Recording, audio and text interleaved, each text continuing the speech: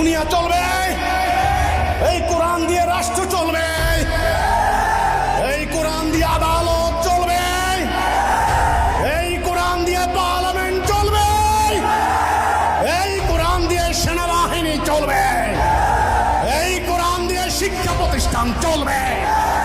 এটাই হলো কোরআন, আমাদের জীবন বিধান, এটাই আমাদের পরিচয়, আমাদের মাথার মুকুট। তো আমি মোহতারাম ইসলামী দলের নেতাদেরকে বলতে চাই, আপনারা যদি পারেন তাওহীদের উপরে ঐক্যবদ্ধ হন।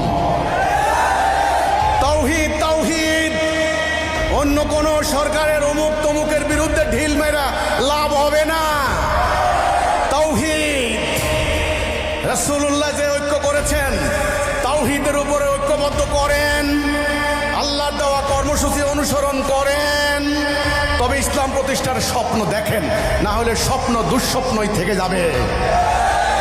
যদি তোমরা সারা জীবন এই সূত্র মনে রাখতে পারো, আমরা এক, জাতি এক, আল্লাহ এক, রাসূল এক, কাবা এক, আমাদের নেতা হবেন একজন, আমাদের কিতাব একটা, আমরা আল্লাহর আনুগত্য করব, ততদিন তোমরা দুনিয়াতে হবে বিজয়ী জাতি।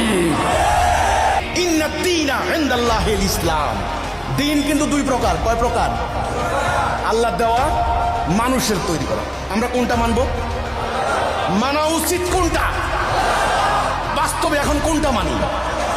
মানুষের তৈরি। মুসলমান থাকি আমরা? আপনারা বলুন তো দেখি, থাকি না?